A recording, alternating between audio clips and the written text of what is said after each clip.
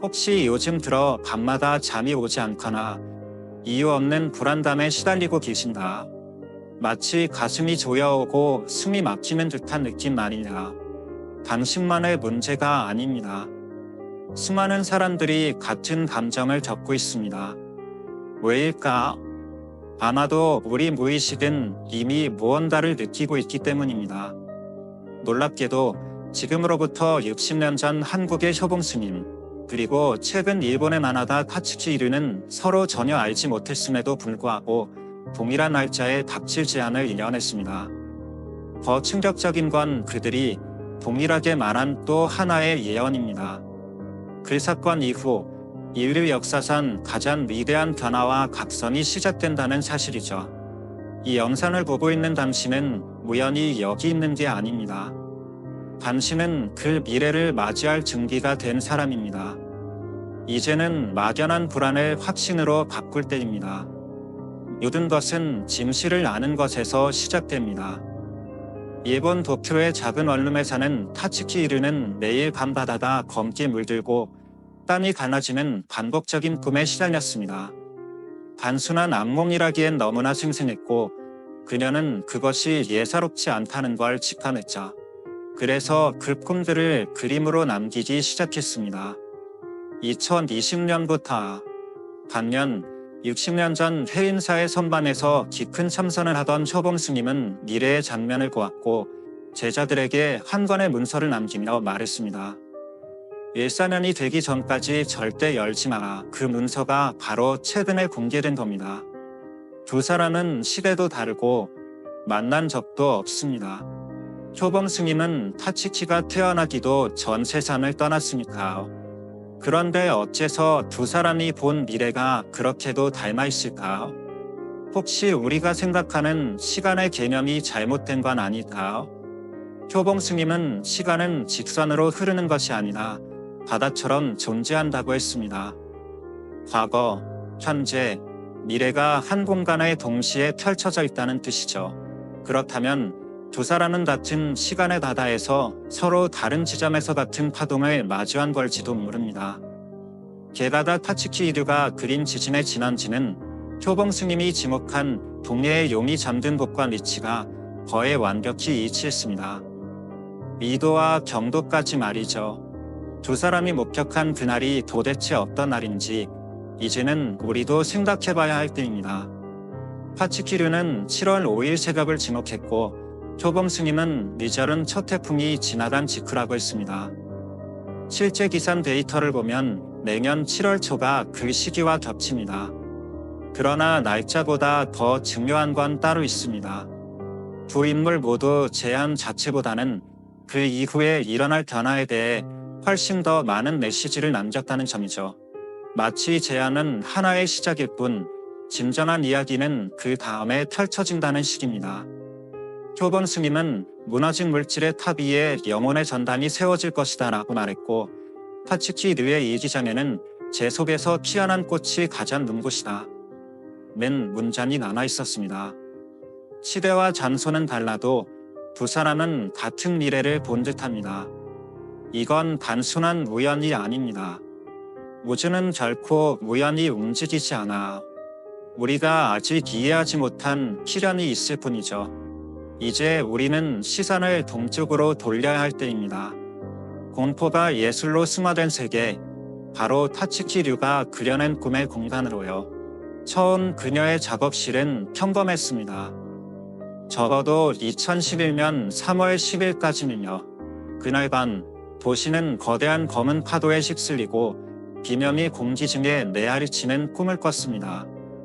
너무 생생해서 잠에서 깬 후에도 귀에 잔상이 남았죠. 그녀는 떨리는 손으로 그 장면을 스케치했고 바로 다음날 동일본 대지진이 발생했습니다. 처음엔 단순한 우연이라고 생각했습니다. 하지만 2019년 가을 다시 나타난 꿈, 마스크를 쓴 사람들, 텅 빈 거리. 그녀는 이번엔 망설이지 않았고 그림을 곧바로 블로그에 올렸습니다. 당시엔 조롱도 많았습니다. 너무 섬단하다고요. 그러나 3개월 뒤 코로나19 팬데믹이 세상을 덮쳤습니다. 그녀의 작품집 내가 본 미래는 처음엔 겨우 몇천 부만 팔리고 조용히 사라졌습니다. 출판사는 문을 닫았고 책은 절판됐죠. 하지만 지금은 어떨까요? 중고 서점에서 수백만 원을 호가하는 희귀본이 되었고 사람들은 그녀를 현대의 노스트라다무스라 부르기 시작했습니다. 그럼에도 불구하고 파츠키르는 이렇게 말합니다. 저는 예언자가 아닙니다. 단지 꿈을 그리는 사람일 뿐이다. 문제는 그 꿈들이 너무 자주 현실이 된다는 거죠. 2025년 1월 그녀는 또 하나의 충격적인 그림을 세상에 공개했습니다. 7월 5일 새벽 4시 18분 필리핀 인근에서 발생한 대폭발. 하늘을 가르며 솟구친 요동치는 바다. 그림 하단에는 떨리는 손글씨로 이렇게 쓰여 있었습니다. 이번엔 태이하, 다이어, 일지도 몰라. 그림에는 섬뜩한 디테일이 가득합니다. 후쿠시마 앞바다에서 치솟는 검은 기둥, 도쿄까지 연결된 거대한 증열, 그리고 한반도로 밀려오는 거대한 파도. 공식 입장은 그저 사실 무근의 대담일 뿐이라며 예측했지만 정말 그럴까요? 기본식적으로는 이미 일부 지역에서 대피 훈련이 조용히 진행 중이라는 이야기도 들립니다. 그런데 파츠키르의 예언이 사람들에게 진짜로 충격을 주는 이유는 단순히 마친 횟수 때문이 아닙니다. 그녀의 그림에는 늘 희망의 단서가 숨어있기 때문이죠. 무너진 도시 속에서 손을 맞잡은 이들, 깜깜한 어둠 속을 밝히는 작은 촛불 하나, 절망의 끝자락에서 움트는 새로운 시작의 조짐들. 그녀는 말합니다. 제안은 끝이 아니라 시작입니다. 우리가 진짜 중요한 것을 되찾는 계기이자 잠들어 있던 의식이 깨어나는 첫걸음이네요. 며칠 전 그녀는 한 언론과의 마지막 인터뷰에서 이렇게 말했습니다. 제가 본 미래는 정해진 게 아니에요. 우리가 눈을 뜨고 변화하려는 의지만 있다면 모든 건 바뀔 수 있어요. 깨어난다는 건 도대체 무슨 뜻일까요? 그 해답은 어쩌면 한국의 깊은 산속, 고요한 선반 어딘가에 숨겨져 있었는지도 모릅니다. 바로 그 순간 파츠키르가 떨리는 손으로 새로운 꿈을 그리고 있을 때 한국 해인사에서는 60년간 봉인되었던 낡은 나무 상자의 봉인이 저절로 풀리는 일이 벌어졌습니다. 상자 안에는 단 한 줄, 표본 스님의 친필 문장이 남아 있었습니다. 멀리 있는 젊은 예술가가 나와 같은 미래를 보게 될 것이다. 그때가 바로 이 글을 세상에 드러낼 때이다. 모두가 숨을 멈췄습니다. 60년 전의 노승이 어떻게 파츠키르의 존재를 예견할 수 있었을까? 그 해답은 아직 열람되지 않은 예언서 속에 있을지도 모릅니다. 그러나 먼저 우리는 표본 스님이 누구였는가부터 이해해야 합니다. 1960년대 깊은 밤 모두가 잠든 회인사에서 홀로 깨어있던 한 노승. 그는 평생 거짓을 입에 담지 않은 수행자로 유명했습니다. 어느 날 그는 제자들을 조용히 불렀습니다. 내가 본 것을 글로 남겼다. 하지만 그때가 오기 전에는 절대 열어보지 말까. 그 해는 을사년이다. 제자들은 당황했습니다. 을사년이 언제인지조차 알 수 없는데 어째서 그런 먼 미래를 언급하신 걸까? 하지만 스님의 눈빛은 지금 이 순간을 바라보듯 맑고 단단했습니다. 그리고 세월은 흘렀습니다. 수많은 주지 스님이 바뀌고 시대도 변했지만 그 상자만큼은 아무도 손을 대지 못했습니다. 아니, 건드릴 수 없었다고 해야 맞을 겁니다. 누구든 그 상자에 손을 대려 하면 이상하게도 손이 떨리고 마음이 불안해졌다고 하니까. 2025년 2월 1일 예정된 그해 을사년의 문이 열리는 순간 회인사의 오래된 봉인이 저절로 풀렸습니다. 아무도 손대지 않았는데도 상자는 열렸고 시민들은 숨을 죽였습니다. 왜냐하면 첫 장에 이렇게 적혀 있었기 때문입니다. 이 글을 읽는 자, 지금쯤 동쪽 바다에서는 이미 징조가 시작되었을지니 실제로 5월 말부터 동해에서는 기이한 현상들이 나타나기 시작했습니다. 떼죽은 단한 물고기 때 갑작스러운 수온 상승, 그리고 설명할 수 없는 조류의 변화, 마치 무언가 거대한 일이 다가오고 있음을 예고하듯 바다 스스로 반응하고 있었던 겁니다. 그 예언서는 총 108장으로 구성되어 있었으며 각 장마다 세밀하게 묘사된 변화의 단계가 기록되어 있었습니다. 그중 가장 충격적인 내용은 제3장에 담겨 있었습니다. 갑진년, 즉 2024년에 새 지도자가 등장할 것이다. 그리고 을사년 연은 그의 치세 아래 거대한 시험이 찾아올 것이다. 봉인의 기온이 요동치면 땅이 갈라지고 바다가 솟구칠 것이니 이는 낡은 시대가 끝나고 새로운 시대가 시작되는 징표다. 그러나 가장 놀라운 구절은 그 다음이었습니다. 서쪽의 젊은 예술가가 그림으로 같은 미래를 보게 될 것이다. 두 개의 예언이 만나는 그 시점이 바로 변화의 시작이다. 여기서 서쪽은 어디를 의미할까? 한국에서 보면 일본은 동쪽이지만 불교에서 서만은 극동 전체를 포함하고 전통적 문맥에서 일본이 서만으로 해석되기도 합니다. 그리고 젊은 예술가가 그림으로 미래를 본다. 그 인물이 파츠키류가 아니라면 도대체 누가 될 수 있겠습니까? 토본 스님은 단순히 제안만을 경고한 것이 아니었습니다. 그는 그 속에서 희망의 씨앗을 함께 심어두었습니다. 하늘은 사람들에게 다시 바라보게 될 것이다. 물질의 탑은 무너질지언정 마음의 등불은 더욱 찬란히 타오를 것이다. 고통은 깨달음의 어머니다. 절망은 희망이 자라는 흙이다. 예언서 마지막 장에는 이렇게 적혀 있었습니다. 두려워하지 말라. 모든 뜻은 새로운 시작이다. 준비된 자에게 제안은 축복이 된다.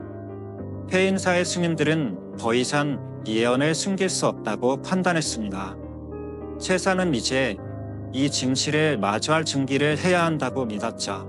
그런데 정말 소름 돋는 부분은 토본 스님과 타츠키류가 예언한 시점과 장소가 거의 완벽히 일치한다는 점입니다. 도대체 어떻게 시공간을 초월해 두 사람이 같은 미래를 보았을까? 그 답을 찾기 위해서는 이제 두 예언이 남긴 단서들을 하나하나 살펴볼 시간입니다. 두 번째 일치점, 진원지의 위치. 이 부분에서 정말 숨이 멎는 줄 알았습니다. 파츠키류가 그림 속에 남긴 지진의 발생 위치 좌표와 토본 스님이 용의 기운이 잠든 곳이라 언급한 지점을 지도에 표시해 보았습니다. 결과는 충격적이었습니다. 두 지점의 거리는 불과 50km. 지질 구조와 지형을 고려하면 이는 사실상 같은 지역을 가리키고 있다고 볼 수 있습니다. 세 번째 일치점, 후쿠시마. 파츠키류는 명확히 후쿠시마의 상처가 다시 열린다고 그림 속에서 경고했습니다. 그런데 토본 스님은 무려 1960년대에 이런 말을 남겼습니다. 인간이 만든 독이 다시 바다로 흘러들 것이다. 원자력 발전소가 한국에조차 존재하지 않았던 시기입니다. 그렇다면 그는 어떻게 방사능 오염을 예견할 수 있었을까? 네 번째 일치점, 드머. 파츠키류는 진도 9.0 이상이라는 구체적인 수치를 명시했습니다. 토본 스님은 이렇게 표현했죠. 천년에 한 번 올 만한 거대한 울림.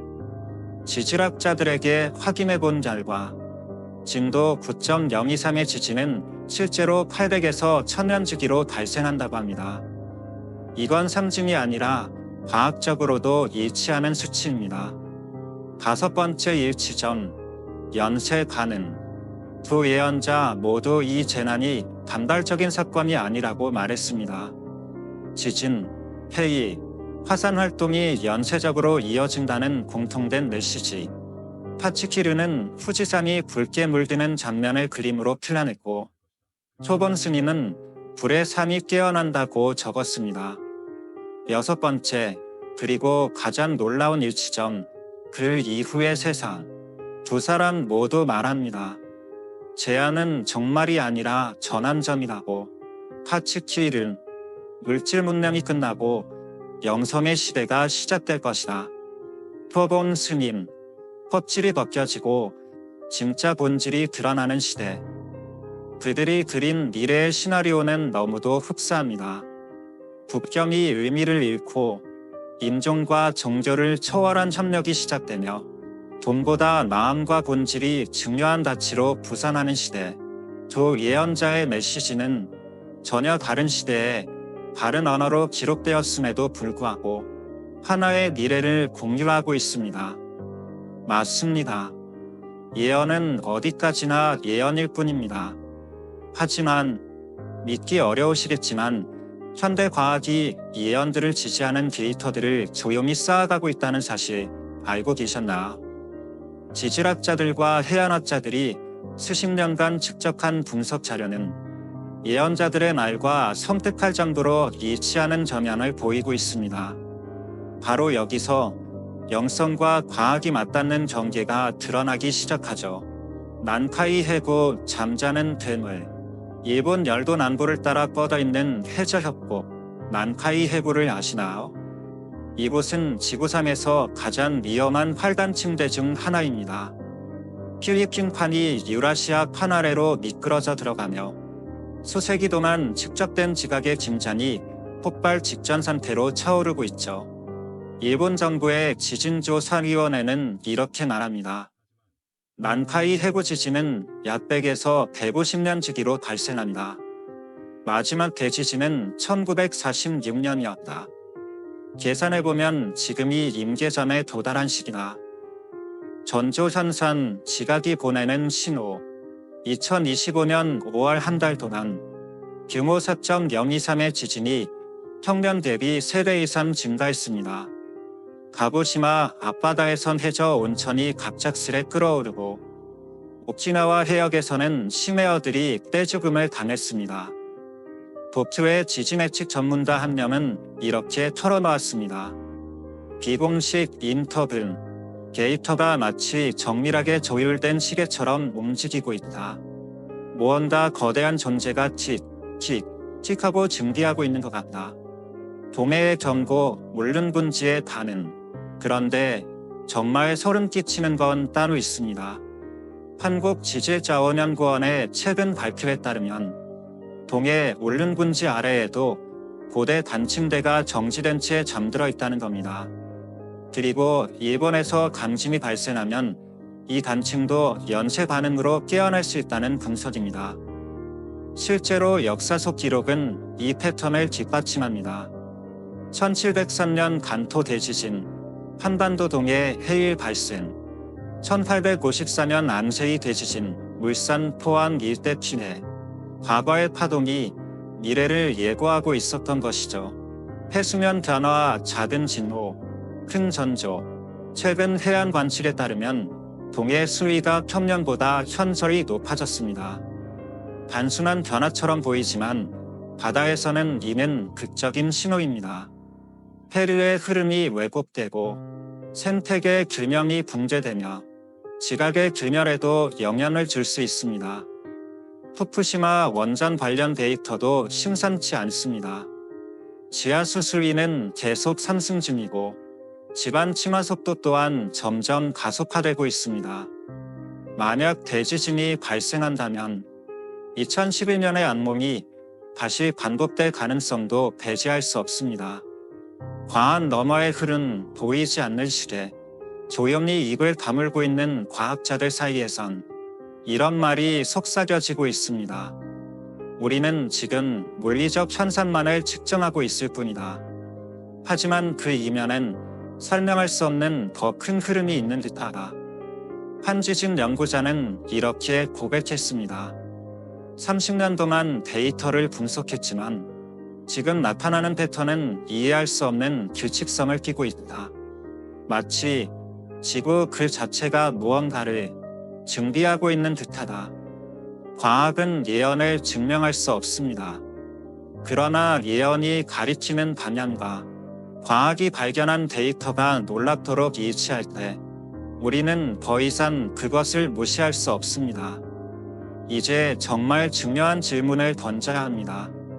만약 이 모든 것이 사실이라면 그 다음은 무엇일까? 재앙 이후에 찾아오는 것은 단순한 파괴일까? 두 예언자는 한 목소리로 말합니다. 끝이 아니라 시작이다. 절망이 아니라 희망이다. 그들이 본 새로운 세상은 두 사람의 눈에 비친 미래는 멸망이 아닌 변화였습니다. 파치키르의 마지막 작품 본 적 있으신가? 폐허가 된 도시 위로 떠오르는 황금빛 태양. 그 안에서 서로 손을 맞잡고 일어서는 사람들. 하늘을 가로지르는 무지개. 그녀는 그 그림 안에 단 한 줄만 남겼습니다. 진짜 부자는 마음이 부자인 사람이다. 토봉 스님의 기록은 더욱 구체적입니다. 큰 물결이 지나간 자리에 새로운 씨앗이 뿌려질 것이다. 사람들은 경쟁이 아닌 협력을 선택하고 돈이 아닌 마음을 나누며 국경의 경계가 사라지고 인류가 하나의 가족임을 깨닫는다. 과거가 말해주는 것, 실제로 역사를 돌아보면 거대한 재앙 이후에는 항상 의식의 도약이 있었습니다. 흑사병 이후 르네상스가 피어났고 세계대전 이후 국제연합이 탄생했습니다. 고통은 항상 성장의 촉매제였죠. 두 예언자가 공통적으로 말한 미래의 네 가지 모습. 1. 물질 중심 세계의 붕괴. 파치키르는 은행이 멈춰도 사람들은 동요하지 않는 세상을 그렸습니다. 토봉 스님은 금은 돌이 되고 마음은 증지가 되는 나에이라 표현했습니다. 재난은 사람들에게 일깨워줍니다. 생명 앞에서 돈은 단지 하나의 도구일 뿐이라는 사실에 이 영적 각성과 통합의 시대, 종교의 벽이 무너지고 모든 진리는 결국 하나로 수렴한다는 깨달음의 시대. 그들은 그렸습니다. 성당, 사찰, 모스크, 교회가 함께 기도하는 모습에 3. 새로운 리더십의 탄생. 가장 흥미로운 일치점 중 하나. 두 예언자 모두 말합니다. 동쪽에서 젊은 현자가 등장할 것이다. 정치가도 성직자도 아닌 마음으로 사람들을 이끄는 이. 토봉 스님은 그를 씨앗을 뿌리는 농부라 불렀습니다. 그는 강요하지 않고 자라게 만드는 존재입니다. 4. 자연과의 화해. 파치키르의 그림에는 도시 한복판에 자라나는 거대한 나무가 등장합니다. 사람들이 그 아래 모여 명상하고 기도하는 장면. 토봉 스님도 적었습니다. 콘크리트가 무너지고 다시 숲이 자라나는 날이 올 것이다. 가장 아름다운 변화는 바로 인간관계입니다. 가족의 개념은 혈연을 넘어 서로 다른 사람들이 하나의 공동체가 되어갑니다. 경쟁은 사라지고 나눔은 일상이 되며 고통을 함께 견딘 이들은 결국 기쁨도 함께 나누게 됩니다. 토봉 스님은 말했습니다. 혼자가 아니라 함께할 때 우리는 진정한 존재가 된다. 너무 이상적인 이야기일까? 그럴 수도 있습니다. 지금의 시선으로 보면 불가능에 가까운 세상처럼 보이니까. 하지만 한 가지 잊지 마세요. 모든 위대한 변화는 언제나 불가능해 보였던 꿈에서 시작되었습니다. 재앙은 끝이 아니다. 새로운 선택의 시작점입니다. 무너진 곳에 똑같은 것을 세울 것인가? 아니면 완전히 새로운 것을 창조할 것인가? 두 예언자는 인류가 후자를 선택할 것이라 믿었습니다. 변화는 스스로 일어나지 않습니다. 그건 의식의 증기 없이는 불가능합니다. 자, 그렇다면 지금 우리가 증기해야 할 것은 무엇일까? 식량, 장비, 도피처, 아닙니다. 토봉 스님은 단호하게 말합니다. 운명은 정해진 것이 아니다. 깨어있는 선택이 미래를 만든다. 예언자들이 말하는 세 가지 증기, 1. 두려움을 놓아. 파츠키르는 일기에 이렇게 적었습니다. 공포는 미래를 더 어둡게 만든다. 진짜 빛은 평온한 마음에서 비롯된다. 집단적인 두려움은 예언을 자기 충족적 예언으로 바꿔버릴 수 있습니다. 우리가 두려워하는 것을 스스로 끌어당기게 되는 것이다. 이 연견을 회복하라. 토범 스님은 말했습니다. 혼자서는 누구도 구원받을 수 없다. 지금 필요한 것은 물건이 아닌 신뢰, 생존이 아닌 연대입니다. 진정한 공동체는 위기의 순간에 서로를 지지할 수 있는 사람들입니다. 산 내면을 돌아보라. 두 예언자는 공통적으로 말합니다. 바깥의 변화는 내면의 반영이다. 우리가 탐욕과 이기심을 내려놓을 때 세상도 함께 변화합니다. 7월은 다가오고 있습니다. 예언이 맞을지 아니면 지나가는 소문일지 그 누구도 알 수 없습니다.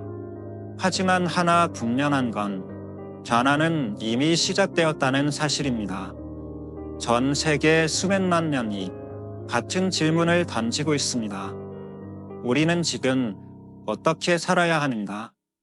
이 질문 자체가 이미 거대한 의식의 전환을 의미합니다. 선택의 갈림길에서 당신은 지금 두 갈래길 앞에 서 있습니다. 하나는 두려움, 분열, 생존 본능, 다른 하나는 사랑, 연대, 창조의 지. 당신은 제안을 기다릴 것인가? 아니면 새로운 시대를 지도할 것인가? 토본 스님의 마지막 문자는 이렇게 끝납니다. 모든 것은 너희에게 달려있다. 증기하라. 총과 심량이 아닌 자비와 지혜로 증기하라. 파치키르도 마지막 그림 아래에 이렇게 적었습니다. 미래는 이미 그려진 그림이 아니다. 미래는 지금 우리가 함께 그려가는 것이다. 지금 이 메시지를 듣고 있는 당신, 아마도 진짜 지적은 예언의 정확성에 있는 것이 아닐지 모릅니다. 진짜 지적은 이 메시지가 수십억 인류 중에서 지금 이 순간 당신에게 전달되었다는 사실 아니다. 문명일까? 아니면 당신은 이미 어딘가에서 알고 있었던 진실일까? 마지막 질문. 당신은 7월 5일을 증기하고 있습니다. 두려움으로, 생존을 위해, 아니면 새로운 삶을 위해. 정답은 외부에 없습니다. 당신의 내면에 있습니다.